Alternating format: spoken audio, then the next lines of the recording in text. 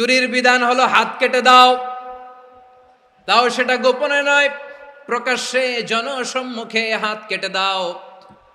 বনু মাখজুমিয়া গোত্রের নারী যখন চুরিতে ধরা পড়লো, সাহাবারা চিন্তায় পড়ে গেলেন। সবেমাত্র মক্কার লোকেরা কালিমা পড়ে মুসলমান হয়েছে, ইসলামের আইন কানুন তেমন জানে না, ইসলামী শরিয়ার সাথে বেশি পরিচিত নয়। এখন যদি বিশ্বনবী চুরির যেই বিধান এটা যদি কায়েম করে হাত যদি কেটে দেয়, না জানি মক্কার লোকেরা আবার বিগড়ে যায়, না জানি মক্কার লোকেরা আবার মুরতাদ হয়ে যায়, না জানি মক্কার লোকেরা ইসলাম থেকে দূরে সরে যায়। চলো চলো, সাহাবীরা মিলে পরামর্শ করলেন, চলো বিশ্বনবীর কাছে যে বলি, ও নবী, শুধু কেবলমাত্র একমাত্র এই নারীর জন্য চুরির হাত কাটার বিধানটা আপনি একটু থামিয়ে দেন। চুরির হাত কাটার যে বিধান এখানে একটু রহিত করে দেন, বাকিগুলা কইরেন মদিনাতে যে চলবে, কিন্তু মক্কায় এবারের জন্য মাফ করে দেন। কিন্তু কে বলবে? এই যে পরামর্শ, সাজেশন, এটা কে দিবে বিশ্বনবীর কাছে? সাহাবারা চিন্তায় পড়ে গেলেন।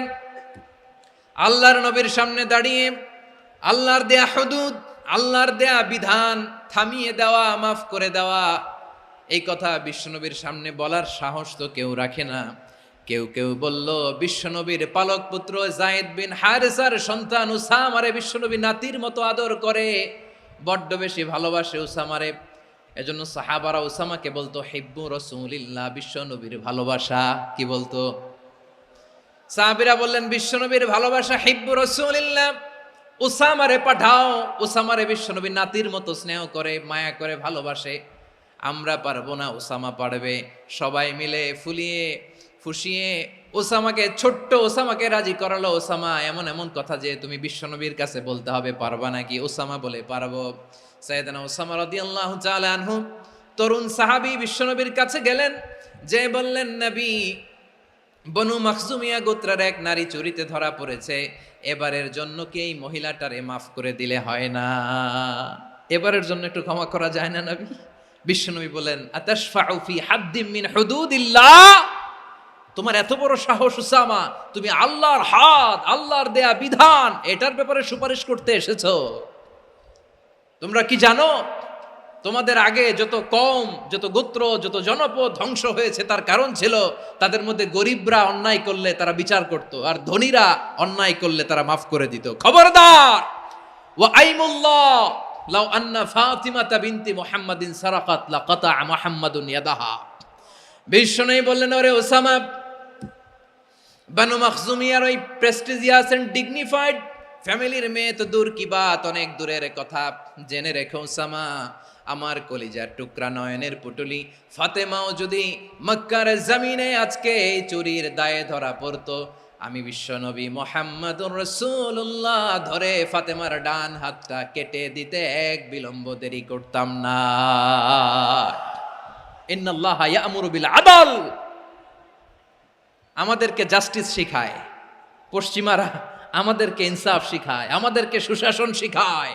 আর ইনসাফ, সুশাসন, ন্যায় বিচার, সুবিচার, জাস্টিস কারে বলে বিশ্বনবীর বায়োগ্রাফি থেকে জেনে নাও। এই ছিল বিশ্বনবী সাল্লাল্লাহু আলাইহি ইসলামের আদালতের নমুনা। আপনি যদি সাইয়েদনা ওমর ফারুকের জীবনের দিকে তাকান, এমন কঠোর, এমন বীর সেনানী ছিলেন। সাইয়েদনা ওমর ফারুক যদি রাস্তার এই মাথা দিয়ে হাঁটা শুরু করতেন, শয়তান ওমর ফারুককে দেখলে ওই রাস্তা রেখে দিয়ে অন্য রাস্তা দিয়ে হাঁটতো। সুবহানাল্লাহ। ওমর ফারুক রাদিয়াল্লাহু তাআলা আনহু কি পার্সোনালিটি ছিল, কি পার্সোনালিটি! আমাদের এলাকায় ছোট বাচ্চারা রাতে ভাত খেতে চায় না, আমার মেয়েটাও খেতে চায় না। এই এটা দিব, ওইটা দিব, আজকে মাহফিলে আসার সময় বলে দিছে লিস্ট করে এটা এটা আনতে হবে। তো ছোট্ট বাচ্চাদের অনেক বায়না থাকে, ওরা রাতে খেতে চায় না। তো মায়েরা বিভিন্ন ভয় দেখায়, এই বাঘ আসবে, বাঘ আসবে খাও, এই ভূত আসবে, ভূত আসবে খাও। আপনারা কি বলেন চট্টগ্রামে? কি আসবে? হ্যাঁ, ভূত, ভূত, ভূত আসবে, বাঘ আসবে, খাও খাও খাও, তাড়াতাড়ি খাও। তো বাচ্চারা এগুলো শুনে ভয়ে খেতে শুরু করে। মদিনার জমিনেও একই ঘটনা ঘটতো। মদিনার ছোট্ট ছোট্ট সোনামণিরা খেতে চাইতো না। তো মায়েরা বলতো, হা হুয়া ইয়াতি উমর, হা হুয়া ইয়াতি উমর, ওই যে ওমর আসতেছে, উমর। ওমরে ফারুকের কথা শুনলে বাচ্চারা একেবারে ঠান্ডা। সুবহানাল্লাহ পড়বেন না? প্রভু তুমি বলেছ রাসূল দেবে না, বলনি দেবে না ওমর, বলনি দেবে না হামজা তারিক, খালিদ বিজয় সমর। প্রভু তুমি বলেছ রাসূল দেবে না, বলনি দেবে না ওমর, বলনি দেবে না হামজা তারিক, খালিদ বিজয় সমর। প্রভু তুমি বলেছ রাসূল দেবে না। আল্লাহু আকবার। ওমর ফারুক রাদিয়াল্লাহু তাআলা আনহু, ওনার কথা শুনলে গায়ের মধ্যে গুজবাম হয়, গায়ের পশমগুলো দাঁড়িয়ে যায়। সুবহানাল্লাহ বলেন। কি পার্সোনালিটি ছিল, কি ব্যক্তিত্ব ছিল। মুনাফিকরা ওমরে ফারুককে জমের মতো ভয় পেতেন। শয়তান, খুদ শয়তান এই রাস্তা দিয়ে আসলে শয়তান অন্য রাস্তা দিয়ে হাঁটতো। ওমরে ফারুক রাদিয়াল্লাহু তাআলা আনহুর জীবনে যদি দেখেন, তাহলে সেখানে আপনি আদালতের, ইনসাফের, সুশাসনের, জাস্টিসের নমুনা দেখতে পাবেন। কয়টা শুনবেন? সাইয়েদনা ওমরে ফারুকের রাদিয়াল্লাহু তাআলা আনহুর সন্তান আব্দুর রহমান মিশরে মদ খেয়ে মদ্যপ অবস্থায় ধরা পড়েছে। মদ খাওয়ার কারণে, মদ যদি কেউ পান করে আর যদি প্রমাণিত হয়, তার বিচার হলো 80 বেত। আওয়াজ করে বলেন কয় বেত? বাংলাদেশেও তো এই আইন আছে নাকি? বাংলাদেশে আছে? হ্যাঁ, মদ খাইলে 80 বেত, এই আইন বাংলাদেশে চালু হোক। আমরা চাই কি চাই না? চাই সবাই। এজন্যই তো ইসলাম ভাল লাগে না। ইসলামকে ভাল লাগে না। ইসলামকে আউট করে রাখতে পারলেই তো এরকম বড় বড় বোতল খাওয়া যায়। একেবারে সহজ, পানির মতো সহজ হিসাব, একেবারে সহজ। ওমরে ফারুক রাদিয়াল্লাহু তাআলা আনহুর ছেলে ভুল করে মদ পান করে ফেলেছিলেন। আব্দুর রহমান, ঘটনা ঘটেছে মিশরে। মিশরের গভর্নর তখন আমর ইবনুল আস রাদিয়াল্লাহু তাআলা আনহু। আব্দুর রহমানের ভাই যে গভর্নরকে বলল, গভর্নর যদি একটু দয়া করেন, খলিফার ছেলে আমার ভাই আব্দুর রহমান মদ্যপ অবস্থায় ধরা পড়েছে, জনসম্মুখে যদি আপনি বেত্রাঘাত করেন আমাদের প্রেস্টিজ থাকে না, যদি 80 বেত আপনি মারেন আমার কোনো কথা নাই, কিন্তু ঘরের ভেতরে মারেন। আব্দুর রহমানের ভাইয়ের সুপারিশ শুনে সাইয়েদনা আমর ইবনুল আস রাদিয়াল্লাহু তাআলা আনহু রাজি হয়ে গেলেন। ঘরের ভেতরে লোকচক্ষুর আড়ালে 80 বেত তিনি মানলেন। কিন্তু ঘটনাক্রমে এই কথা লুকিয়ে লুকিয়ে ঘরের ভেতরে 80 বেত মারার কথা সাইয়েদনা ওমর ফারুক মদিনা থেকে জানতে পারলেন। মদিনা থেকে তিনি ফরমান জারি করলেন, এই বিচার যেমনটি আমর ইবনুল আস আদায় করেছে, এটা প্রকৃতপক্ষে আদায় হয় নাই। আসো সবাই মদিনায় আসো, আমর ইবনুল আস মদিনায় আসো, আব্দুর রহমানও আসো, সবাই আসো, জনসম্মুখে এই বিচার কার্যকর করতে হবে। সাইয়েদনা ওমর ফারুক মসজিদে নববীর পিলারের মধ্যে নিজের ছেলেকে বাঁধলেন, আবার জনসম্মুখে 80টা বেত তার গায়ের মধ্যে মারলেন। মাজমুয়ে ফাতাওয়া লিবনি তাইমিয়া রাহিমাহুল্লাহ উনি এটা নকল করেছেন। এটা সবচেয়ে বিশুদ্ধ মত। আরো অনেক মত আছে, মারা গেছে কবরের উপর, ওগুলো বাদে দিলাম। কেমন খলিফা ছিলেন, কেমন খলিফা! পশ্চিমারা তোমরা জাস্টিস আমাদেরকে শেখাও, ইনসাফ কারে বলে সুশাসন আমাদেরকে তোমরা শিখাও। ওমরে ফারুক রাদিয়াল্লাহু তাআলা আনহু ওই বিচারকে তিনি ধর্তব্য মনে করেন নাই। মদিনাতে এনে আবার জনসম্মুখে আবার 80 বেত মেরেছেন। মিশরে ওমরে ফারুক রাদিয়াল্লাহু তাআলা আনহু আমর ইবনুল আসকে গভর্নর করে পাঠালেন। সেখানে আমর ইবনুল আসের ছেলে একটা প্রতিযোগিতায় রানার আপ হয়েছে। এক মিশরি সেখানে চ্যাম্পিয়ন হয়েছে। রানার আপ বুঝতে পেরেছেন তো? রানার আপ সেকেন্ড হয়েছে, এক মিশরি হয়েছে চ্যাম্পিয়ন প্রথম। কিন্তু গভর্নরের ছেলে ও জিততে পারে নাই। ও রাগে ওই মিশরির গায়ের মধ্যে কয়েকটা লাঠি দিয়ে বাড়ি মেরেছে। মিশরি যে মদিনাতে ওমরে ফারুকের কাছে বিচার দিলেন, আপনার গভর্নরের ছেলে অন্যায়ভাবে আমার গায়ে হাত তুলেছে। সাইয়েদনা ওমরে ফারুক আবার ফরমান জারি করলেন, আসো মদিনাতে আসো। মিশরীকে ডাকলেন। ওই মিশরের গভর্নর আমর ইবনুল আস রাদিয়াল্লাহু তাআলা আনহুকে ডাকলেন, তার ছেলেকেও ডাকলেন। সবাই বসে রইল। আমর ইবনুল আস রাদিয়াল্লাহু তাআলা আনহু মাথা নিচু করে বসে আছেন, লজ্জায় কাচুমাচু। হায় হায়, আজকে আমার ছেলের কারণে আমিরুল মুমিনিন খলিফাতুল মুসলিমিন ওমরে ফারুকের কাছে আমি জনসম্মুখে লজ্জিত হচ্ছি। সাইয়েদনা ওমরে ফারুক বললেন, এই নাও লাঠি, গভর্নরের ছেলে তোমার মাথার মধ্যে যতগুলো বাড়ি মেরেছে আজকে জনসম্মুখে তুমি অতগুলা বাড়ি মারো। মিশরি বলে, থাক, আপনি যে ডেকে আনছেন সবার সামনে এটা বলছেন, এতেই আমি খুশি। আল্লাহু আকবার। আপনার মহানুভবতা দেখে আমি খুশি, আর অপমানের দরকার নাই। ওমরে ফারুক বলে, না, খবরদার, এই কথা মিশরি তুমি বলো না, মারো, যতগুলা বাড়ি মেরেছে মারো। বাধ্য হয়ে মিশরি আমর ইবনুল আসের সামনে ওনার কলিজার টুকরা সন্তানের মাথার মধ্যে বাড়ি মারতে আরম্ভ করলেন। ঠিক যতগুলা বাড়ি গভর্নরের ছেলে আমর ইবনুল আসের ছেলে মিশরির গায়ে মেরেছিল, মাথায় মেরেছিল, মিশরি গুনে গুনে ততটা মারলেন। এই দৃশ্য দেখে ওমরে ফারুক রেগে মেগে আগুন, রাগের চোটে রাগ সামলাতে না পেরে, আর নিজেকে সামলাতে না পেরে মিশরিরে বললেন, ছেলেরে মারা শেষ হয়ে গেলে এবার বাবার টাক মাথার মধ্যে কয়েকটা বাড়ি মার। রাগের চোটে, আউট অফ অ্যাঙ্গার, রাগের চোটে, যে আমার পাঠানো গভর্নর আমর ইবনুল আস তার ছেলেকে কেন আদব তারবিয়া কেন শিক্ষা দিতে পারে না। ছেলেরে মারা হইলে এবার আমর ইবনুল আসের মাথার মধ্যে দুইটা মারো। এটা রাগে বলেছেন, এটা শাস্তি হিসেবে না। সুবহানাল্লাহ পড়ে। তোমরা আমাদেরকে সুশাসন শিখাও, আমাদেরকে সুশাসন শিখাও। এক্সট্রা জুডিশিয়াল কিলিং এর কোনো হিসাব নাই, বিচার বহির্ভূত হত্যা, এনফোর্স ডিসঅ্যাপিয়ারেন্স, গুম, যেটা সবচাইতে বড় মানবতা বিরোধী অপরাধ। কত মানুষ যে গুম হয়েছে তার কোনো ইয়ত্তা নাই। যেই ফ্যামিলির সদস্য গুম হয়েছে তারা কি ওই লোকটার জন্য মাগফিরাতের দোয়া করবে নাকি সুস্বাস্থ্যের দোয়া করবে তারা নিজেরাও জানতো না, কারণ জানে না ও বেঁচে আছে না মরে গেছে। আহা, বিডিআর নওজোয়ানদের যারা ছাড়া পেল দেখলাম, বিনা অপরাধে, কোনো অন্যায় ছাড়া, অপরাধ ছাড়া তাদের জীবন থেকে, তাদের তারুণ্যের, তাদের যৌবনের 15 বছর, 16 বছর, 17 বছর নাই, 6 মাস বয়সের ছোট বাচ্চাকে রেখে জেলে গেছে। 6 মাসের মেয়ে বেরোয় দেখে মেয়ের বয়স 17 বছর। মেয়ে বাবারে চিনে না, বাবা মেয়েরে চিনে না। মেয়েকে এখন বিয়ে দিয়ে আরেক ছেলের হাতে তুলে দিবে। মেয়ের শৈশব বাবা দেখে নাই, মেয়ের কৈশোর বাবা দেখে নাই, মেয়ের তারুণ্য দেখে নাই। আরেক যুবককে দেখলাম 14 বছরের 14 দিনের সংসার, 2 সপ্তাহের সংসার শেষে জেলে গেছে। কত যুবকের যে স্ত্রী চলে গিয়েছে ফ্যামিলি ছেড়ে, কারণ জানে না তো কবে আসবে, কি হবে, কেউ জানতো না। দাম্পত্য জীবনের মাত্র 14 দিনের স্মৃতি, এই স্মৃতিকে আঁকড়ে ধরে এক বোন 16টা বছর, 17টা বছর কাটিয়ে দিয়েছে। আমি নিউজটা দেখে ভাবলাম, আমার এই বোনের প্রতিটি দিন কিভাবে কেটেছে, প্রতিটি রাত কিভাবে কেটেছে, প্রতিটি ক্ষণ কিভাবে কেটেছে।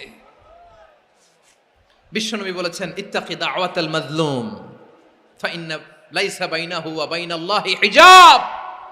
মাজলুমের কান্নাকে ভয় করো, কারণ মাজলুমের কান্না আর আল্লাহর মাঝে কোনো পর্দা থাকে না।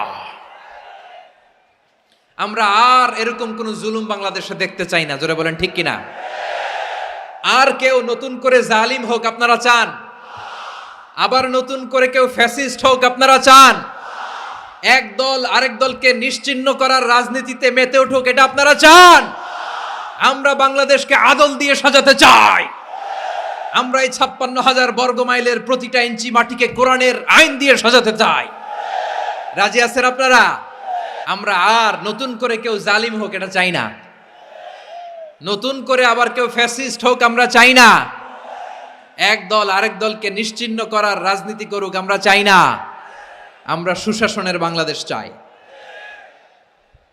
আমরা মানবিক বাংলাদেশ চাই, আমরা একটা সমৃদ্ধ বাংলাদেশ চাই, আমরা বিশ্বের বুকে সম্মান নিয়ে মাথা উঁচু করে দাঁড়াতে চাই। ঠিক কিনা বলেন?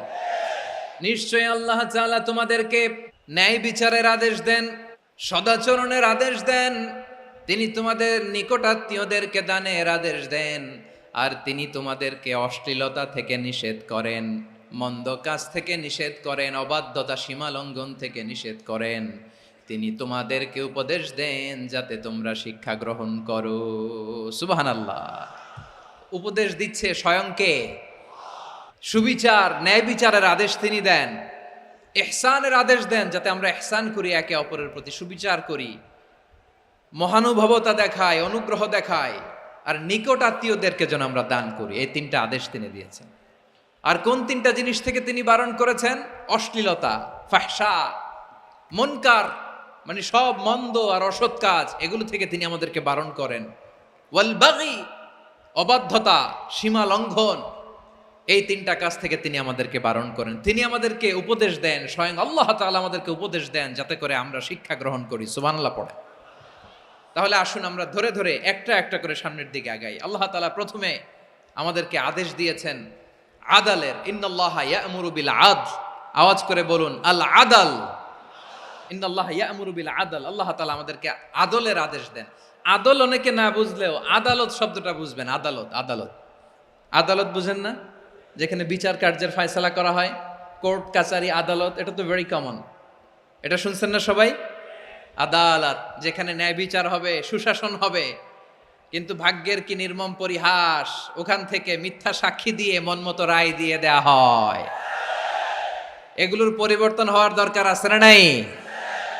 প্রিয় ভাইয়েরা, আদালত, আল আদল, ইংরেজিতে বলে জাস্টিস, ন্যায় বিচার, সুবিচার, সুশাসন, জাস্টিস, আল আদাল, সব জায়গায় এই জাস্টিস থাকা দরকার। Justice should be prevailed in the society.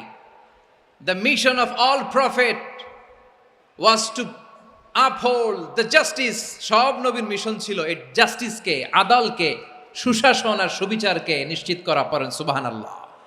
And the core message of every divine scripture was to uphold justice. পৃথিবীর সব আসমানি কিতাবের মূল শিক্ষা ছিল এই জাস্টিসকে সমাজে এনশিওর করা, সুবিচার, সুশাসনকে এনশিওর করা। তাহলে প্রিয় ভাইরা, আমরা বুঝতে পারলাম আল আদ শব্দের মানে হচ্ছে ইনসাফ বা সুবিচার বা ন্যায় বিচার। এটা হচ্ছে একটা general meaning, very general meaning. আপনি যদি ইন ডেপথ বুঝতে চান, আরো ভেতরে যান, তাহলে আদাল মানে হচ্ছে সমন্বয়, আদাল মানে হচ্ছে ভারসাম্য, ব্যালেন্স, আদাল মানে হচ্ছে মধ্যম পন্থা। সুবহানাল্লাহ পড়েন। কারণ সব সময় সমান সমান হইলেই সুবিচার হয় না। কথা কি বুঝতেছেন?